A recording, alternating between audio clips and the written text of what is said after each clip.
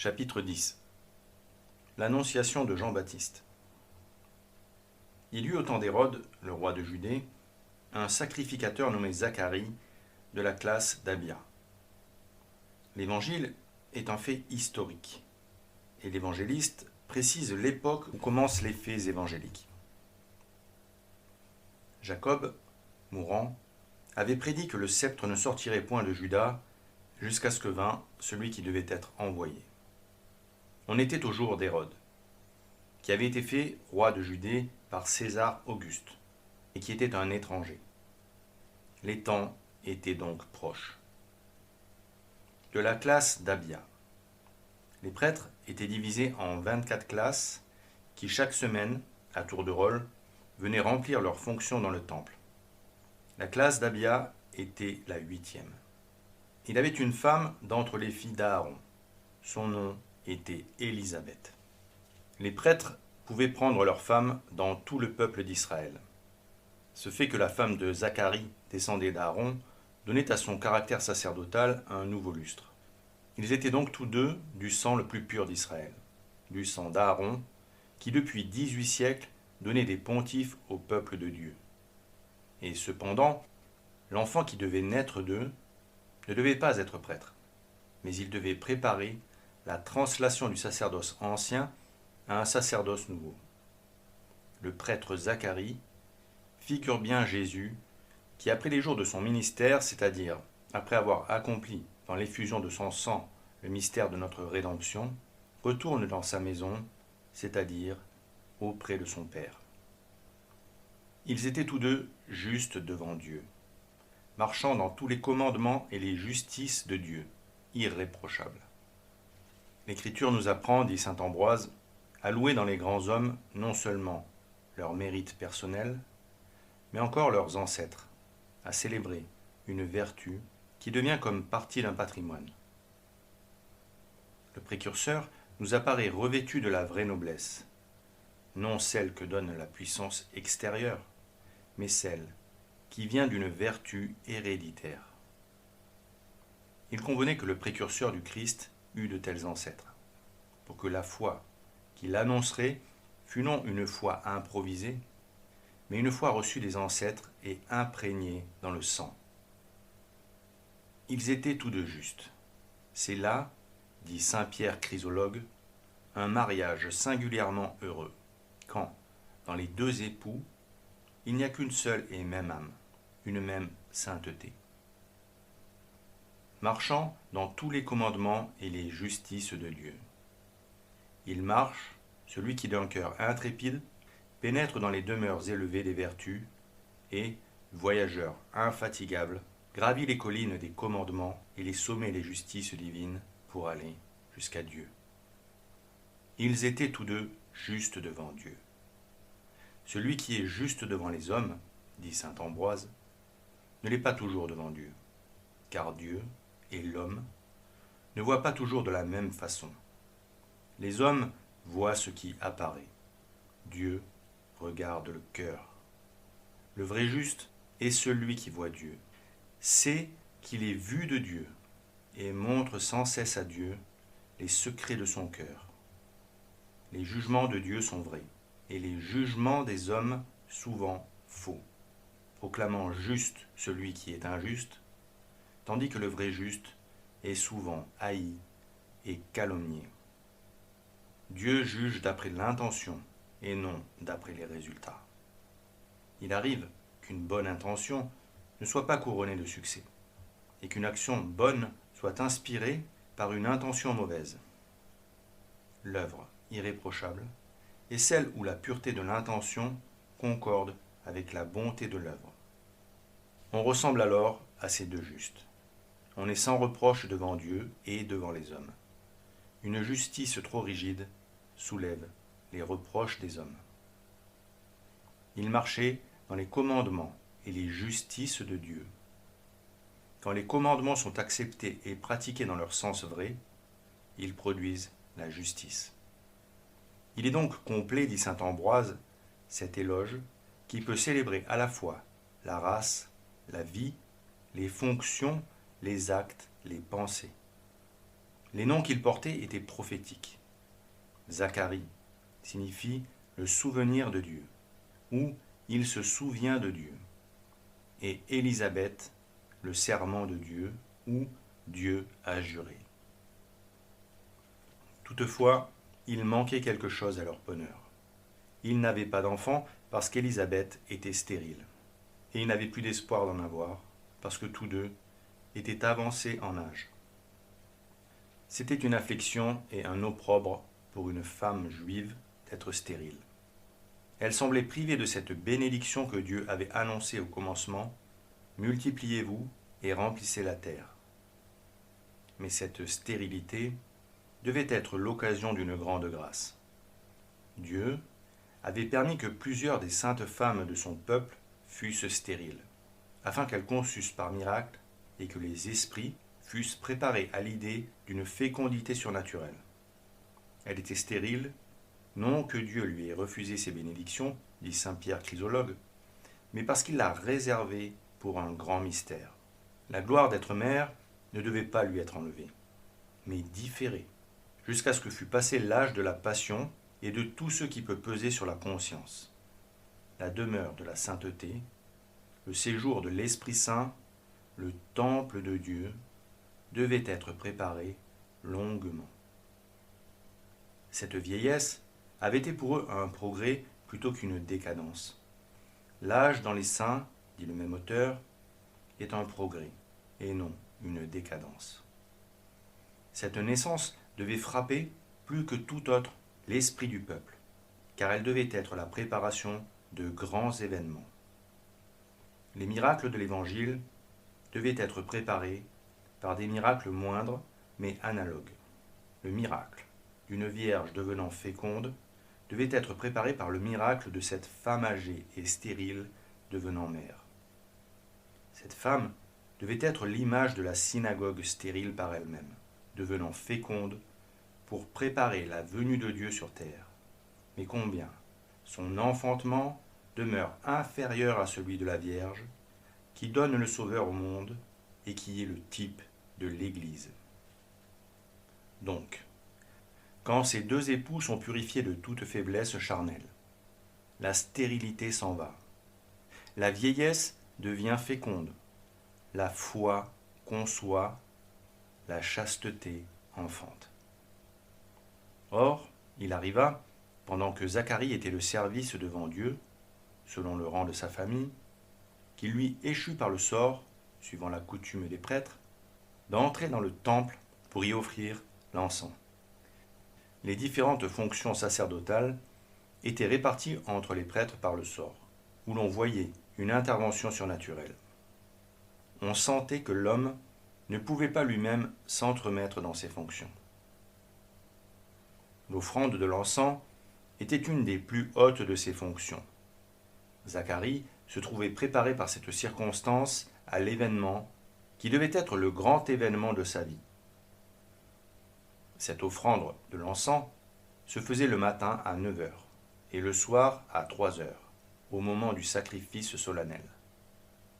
Le peuple venait en foule mêler l'offrande de sa prière à celle de l'encens. La multitude du peuple était en prière, dehors, à l'heure de l'encens. Et un ange du Seigneur lui apparut. Le ciel, depuis 400 ans, avait cessé de parler à la terre, et voilà qu'il s'ouvre à nouveau pour faire entendre des paroles, répandre des dons qui désormais ne s'arrêteront plus. Cette préparation des dons nouveaux se fait au sein du peuple élu, à Jérusalem, au temple, dans une fonction sacerdotale. C'est déjà, dit saint Ambroise, l'annonce de l'avènement du vrai prêtre et la préparation du sacrifice céleste.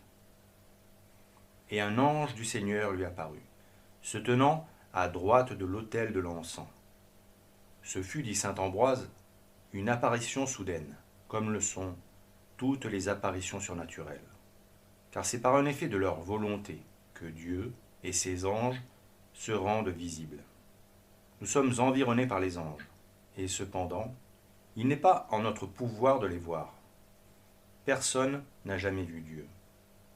mais il est au pouvoir de Dieu, au pouvoir des anges, de se manifester.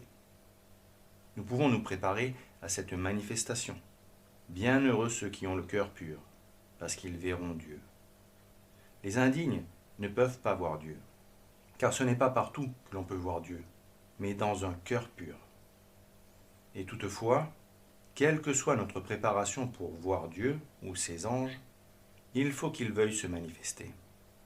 Pour voir les choses corporelles, dit Origène, il suffit de les regarder. Mais les êtres qui appartiennent au monde surnaturel et divin ne peuvent être vus qu'autant qu'ils agissent sur nous. La pureté y prépare sans doute, et cependant elle ne suffit pas. Malgré sa pureté, Abraham n'aurait pas vu Dieu si Dieu ne s'était révélé à lui. Et ce que je dis de Dieu, il faut le dire de Jésus-Christ, il faut le dire des anges. On ne saisit pas Dieu par la vue, on ne l'embrasse pas par le toucher, on ne l'entend pas parler, on ne le voit pas venir. Quand on le croit loin, il est là. Ainsi l'ange apparut tout à coup, parce qu'il voulut apparaître. Et ce fut une apparition véritable, et non une apparition dans un songe, car les choses à annoncer étaient graves. Il apparut à la droite de l'autel, quand on se représente l'autel regardant l'assistance, c'est-à-dire du côté le plus honorable. Il apparut à la droite de l'autel, car il apportait une preuve éclatante de la miséricorde divine. Quand nous apportons l'encens à l'autel, que nous y offrons le sacrifice, puissions-nous jouir de cette faveur, avoir un ange qui nous assiste, et qu'il nous soit donné de le voir. Car ne doutez point qu'il n'y ait là un ange, quand le Christ est présent, que le Christ lui-même est immolé. En le voyant, Zacharie fut troublé, et la crainte s'empara de lui. Nous ne pouvons nous empêcher d'être saisis de crainte quand nous nous trouvons en présence de quelque puissance surnaturelle, dit saint Ambroise. C'était un spectacle saisissant, dit saint Jean Chrysostome. Cette forme sans corps, impalpable, cette flamme qui parlait. Et l'ange lui dit, ne crains pas, Zacharie. C'est à ce signe qu'il est facile de faire le discernement des bons et des mauvais esprits, dit saint Athanase. Si à la crainte succède la joie, sachez que Dieu nous a envoyé son secours. L'assurance de l'âme est un signe de la présence divine. Si la crainte persévère, c'est l'ennemi qui est là. Ta prière a été exaucée. Il est vraisemblable, dit saint Augustin, que cet homme, qui n'espérait plus avoir d'enfant, n'avait pas dirigé sa prière à un intérêt si restreint. Il était venu faire œuvre sacerdotale, offrir un sacrifice pour tout le peuple, et ce peuple attendait le Christ. La prière qu'il a faite est exaucée. Il avait prié pour les péchés du peuple.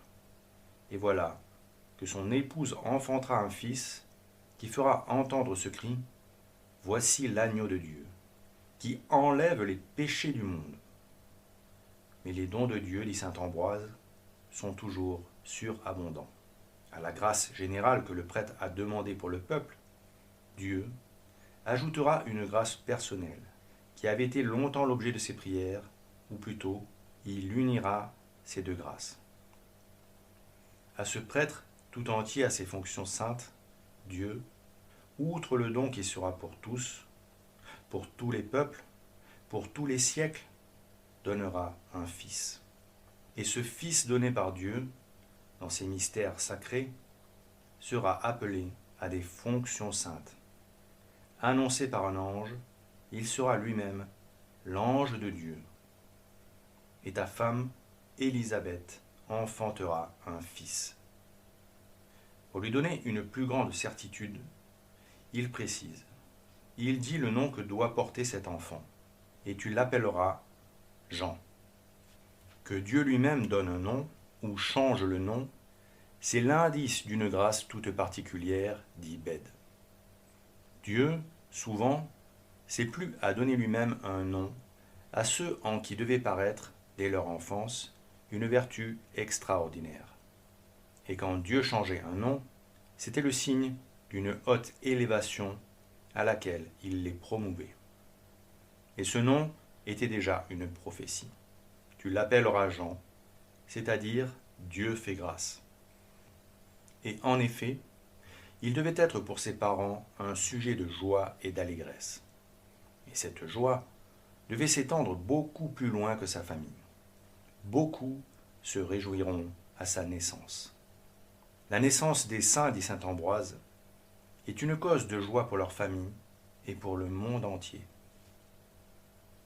Les parents sont donc présentement avertis de rendre grâce pour la naissance de leurs enfants et pour l'honneur dont Dieu l'environne. C'est un grand honneur que Dieu leur fait, de leur donner des héritiers et des continuateurs de leur race. Que les pères rendent grâce d'être pères, les enfants d'être nés. Que la terre rende gloire à Dieu, parce qu'elle sera cultivée. Le monde, parce qu'il sera connu. L'Église, parce que le peuple fidèle est augmenté. Dieu, pour confondre l'hérésie, voulut que le mariage existât dès le commencement. Et pour l'honorer, il donna lui-même des enfants à ceux que la stérilité en avait privés. Mais pour celui-ci, c'est à des titres exceptionnels qu'on se réjouira, car il sera grand, non d'une grandeur purement apparente, il sera grand devant Dieu, qui juge en toute vérité. Il n'élargira pas les frontières d'un empire, il ne jouira pas des honneurs d'un triomphe acheté par les combats. Ce qui vaudra mieux, vivant et prêchant dans le désert, il vaincra les appétits du corps, triomphera de toutes les voluptés de la terre. Il ne connaîtra pas cette enfance qui nous a servi aux éléments de ce monde. Il se montrera par son âme plus grand que le monde. Comme les Nazaréens consacrés à Dieu, il ne boira ni vin ni cervoise. Né de parents qui ne connaissent plus le trouble des passions, il ne connaîtra lui-même aucun trouble des sens. Il s'abstiendra de toute boisson enivrante, ne devant connaître que les ivresses de l'esprit. Et voici une autre cause plus considérable de sa grandeur. Il sera rempli du Saint-Esprit dès le sein de sa mère. L'Esprit, qui donne la grâce, n'est empêché dans son action ni par l'âge, ni par le temps. Il a entré jusque dans le sein des mères. Et quand l'Esprit Saint est quelque part, il apporte avec lui toute grâce. Quelle grandeur devait être cet enfant! Il devait posséder les biens célestes avant de voir la lumière du jour. Il ne devait pas aller par le labeur à la grâce, mais par la grâce au labeur. Il sera grand en lui-même, par la sainteté qui sera en lui. Il sera grand par l'œuvre qu'il accomplira. Il convertira beaucoup des enfants d'Israël au Seigneur leur Dieu. Nous savons, dit saint Ambroise, combien furent nombreux ceux que Jean amena au Christ, et quel progrès cette conversion établit dans leur vie. Et puisqu'en les amenant au Christ, il les amenait à leur Dieu, il apparaît que le Christ était vraiment le Dieu d'Israël. Que d'hérésie l'ange réfute à l'avance. Et il marchera devant lui. Nouveau témoignage rendu à la divinité du Christ. C'est le Dieu d'Israël lui-même que Jean précédera. Ce sera l'accomplissement de la prédiction faite par Malachie. Voici que j'envoie mon messager. Et il prépare la voie devant moi, et aussitôt, il viendra dans son temple, l'Adonai que vous cherchez, l'ange de l'alliance que vous désirez. Jean s'est toujours donné comme le précurseur d'un plus grand que lui. Il marchera devant lui dans l'esprit et la vertu d'Élie. Il avait été annoncé qu'Élie viendrait, envoyé par Dieu, avant le jour de Dieu. Si Élie venait, c'est donc que le jour de Dieu était proche. Et Jean, en effet, apparut dans l'esprit et la vertu d'Élie. Comme Élie, Jean habita le désert. Comme Élie, Jean méprisa la richesse et vécut dans la pauvreté. Il portait un vêtement semblable à celui d'Élie. Élie méprisa la faveur d'Akab et Jean, celle d'Hérode. Tous deux firent avec courage des remontrances à ces rois impies. Élie divisa les eaux du Jourdain. Jean les fit servir à un sacrement de purification. Et Jean fut le précurseur de Jésus-Christ dans sa naissance et dans sa mort. Il le précédera. Il le précédera afin de ramener les cœurs des pères vers les enfants et les incrédules à la sagesse des justes, pour préparer au Seigneur un peuple parfait. Ce sont là les propres paroles du prophète Malachie. Elles annoncent le progrès opéré par Jean dans la marche religieuse de l'humanité. Mais quel en est le sens précis? Il réconciliera, dit Bède, les cœurs des pères, c'est-à-dire des patriarches, qui étaient remplis d'une foi si ardente au Messie, avec les descendants à qui il fera accepter cette foi des anciens, et alors ils reconnaîtront en eux leurs véritables descendants. Ou bien il donnera aux descendants, aux apôtres notamment, une telle lumière que les anciens se tourneront vers eux et recevront la lumière de ceux qui sont venus après eux. Et au lieu de la justice qui vient des œuvres, ils auront cette justice qui vient de la foi, plus haute et plus complète. Jean est représenté par l'ange comme le trait d'union entre le peuple ancien et le peuple nouveau. Jésus-Christ l'a déclaré lui-même. La loi et les prophètes ont duré jusqu'à Jean. Représentant l'Antiquité, il annonce les temps nouveaux. Représentant l'Antiquité, dit saint Augustin, il naît de deux vieillards. Héros des temps nouveaux, il se montre prophète dès le sein de sa mère. Il viendra préparer au Seigneur un peuple parfait, annonce l'ange, et alors le Seigneur pourra venir visiter son peuple et habiter en lui. Et Zacharie dit à l'ange, « Comment saurais-je la vérité de ces choses, car je suis vieux, et ma femme est déjà avancée en âge. » Sans doute, il y avait contre cette promesse bien des obstacles du côté de la nature. Mais la parole de Dieu est plus puissante que tout. Il y a une folie qui est plus sage que la sagesse humaine. C'est celle qui consiste à réprimer toutes nos pensées quand Dieu a parlé. Zacharie était prêtre.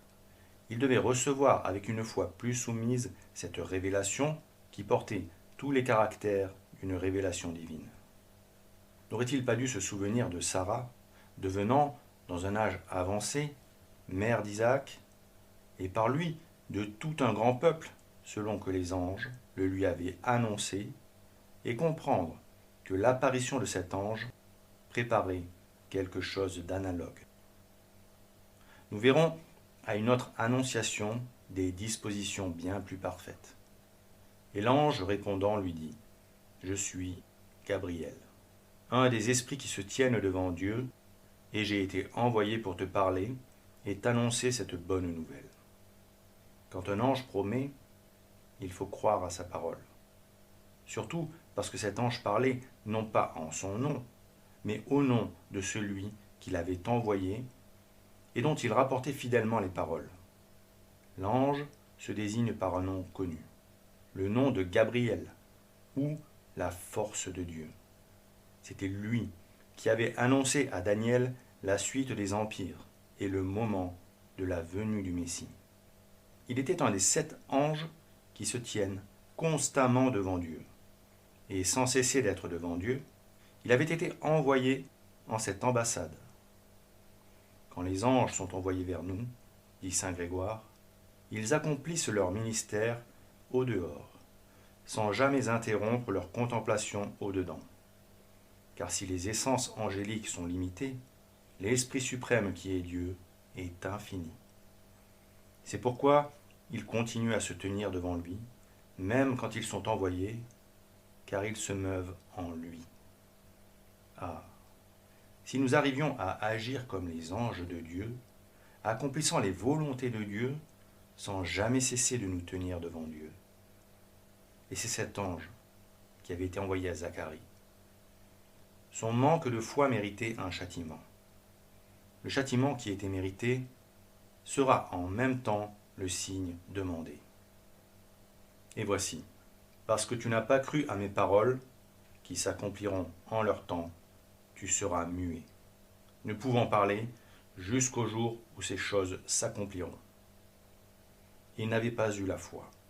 C'est pourquoi il se taira.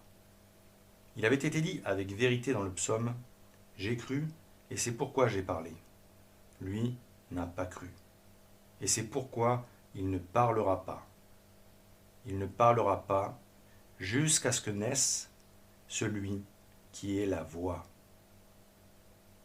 À l'époque où allait disparaître la synagogue, dit saint Césaire d'Arles, le sacerdoce judaïque devint muet. Bientôt, les sacrifices cessèrent, les fonctions sacerdotales cessèrent, et la prophétie qui avait été faite au sujet des Juifs s'accomplit. Il n'y aura plus ni prince, ni prophète, ni chef, ni holocauste, ni sacrifice, ni oblation, ni encens. Le mutisme de Zacharie était symbolique. De même que ce vieillard stérile, incrédule, devint le père d'un prophète plus grand que tous les prophètes, de même, le peuple juif, avec son sacerdoce vieilli, stérile, incrédule, désobéissant, engendre selon la chair le Verbe de Dieu, le roi des prophètes. Et à sa naissance, ceux qui avaient été récalcitrants le reconnaissent et le confessent. Il y avait là à la fois un châtiment mérité et le signe demandé. Zacharie accepta le châtiment avec soumission, on pourrait dire avec joie. Et le peuple attendait Zacharie, et on s'étonnait de ce qu'il s'attarda dans le temple. Le prêtre ne devait pas demeurer longtemps dans le temple, pour ne pas donner de crainte au peuple. Et étant sorti, il ne pouvait leur parler. Et ils reconnurent qu'il avait eu une vision dans le temple, et lui-même le leur témoignait par signe, et il demeurait muet. Peut-être avait-il été frappé en même temps de surdité. Son peu d'obéissance méritait ce châtiment, pendant que ses paroles de contradiction méritaient celui du mutisme. Et en effet, à la naissance de Jean-Baptiste, nous voyons qu'on lui parlait par signe. La foi en pressé des prophètes avait été, dit saint Ambroise, récompensée par la communication des oracles de Dieu. Crie, avait dit Dieu à Isaïe. Et le prophète avait aussitôt répondu, que crierai-je? Et parce qu'il avait cru, il prophétisa. Et parce que Zacharie ne crut pas, il demeure muet. L'incrédulité du prêtre est punie par le silence. Et ce n'est pas seulement le cas d'un seul homme. Il y a là, prophétisé, le silence de tout un peuple. Jean parlera dans le désert, parce que le Verbe sera dans sa voix. Et le Verbe, par contre, ne sera plus dans la voix de ce peuple. Il voudra parler par signe. Le signe est un mouvement des membres exprimant incomplètement la pensée. Ce peuple était muet, qui ne pouvait plus exprimer les mystères dont il avait reçu le dépôt. Et c'est une disposition de la puissance divine que celui-là ne puisse plus parler à Dieu, qui ne croit pas au Christ. Il y a des hommes qui, sur des questions les plus graves, les questions religieuses, demeurent comme hébétés et muets, ne sachant exprimer une pensée. Leur intelligence ne s'est point alimentée dans la foi. Donc, ajoute saint Ambroise, croyons pour que nous puissions parler. Et lorsque les jours de son sacerdoce furent accomplis, il s'en alla en sa maison. Pendant le temps de leur fonction, les prêtres demeuraient dans le temple. De plus, Zacharie, comme beaucoup de prêtres, n'habitait pas Jérusalem. Et après ces jours-là, Élisabeth, sa femme, conçut. Et elle se tint cachée pendant 5 mois, disant « Voilà ce que le Seigneur a fait pour moi, au jour où il m'a regardé pour me délivrer de mon opprobre parmi les hommes. » Pourquoi se tient-elle cachée? C'était, nous dit saint Ambroise, après Origène, par l'effet de cette pudeur qui est si grande dans les saints. Mais la parole d'Élisabeth, rapportée par saint Luc, suppose un autre motif. Elle voulut d'abord, dans un grand recueillement, rendre grâce pour le don extraordinaire qui lui avait été fait. Elle voulait aussi que, quand elle paraîtrait en public, la grâce qu'elle avait reçue apparut avec évidence et proclama la bonté de Dieu à son égard, sans qu'elle eût besoin de la dire elle-même. Elle se cacha, dit Théophylacte, jusqu'à ce qu'elle eût reçu la visite de Marie. Mais après cette visite, après que sous l'action de la grâce, l'enfant eut tressailli dans son sein et eut prophétisé, avant même sa naissance, se sentant la mère d'un fils si grand, elle ne se cacha plus. Ainsi, l'annonciation de Jean-Baptiste prépare celle du Sauveur. L'une et l'autre sont faites par un ange. L'ange vient à Zacharie, qui devait être le père de Jean, mais c'est à Marie, et non à Joseph, qu'il viendra, car Jésus-Christ ne devait rien recevoir que de sa mère. Par ce miracle, d'une chair stérile qui devient féconde et aboutit à la naissance du serviteur, Dieu préparait ce miracle plus grand de la virginité, produisant l'auteur de la vie, tout en gardant sa fleur. Donc, que bientôt naisse Jean, parce que la naissance du Christ est proche. Que le héros fasse entendre sa voix, parce que le juge est proche. Que la trompette se fasse entendre, parce que le roi arrive. Et parce que c'est un Dieu qui vient, qu'un ange le précède. Il est grand, dit Origène, ce mystère de l'incarnation du Christ, que les anges préparent en allant et en venant, en montant et en descendant, et qu'ils s'estiment honorés de préparer. Ainsi, Jean est grand par les gloires de son annonciation, dit saint Pierre d'Amiens. Gabriel, celui qui s'appelle la force de Dieu, descend pour l'annoncer des hauteurs du ciel. Il se tient à la droite de l'autel de l'encensement. C'est un des premiers des anges, celui-là même qui sera envoyé à la Vierge Marie.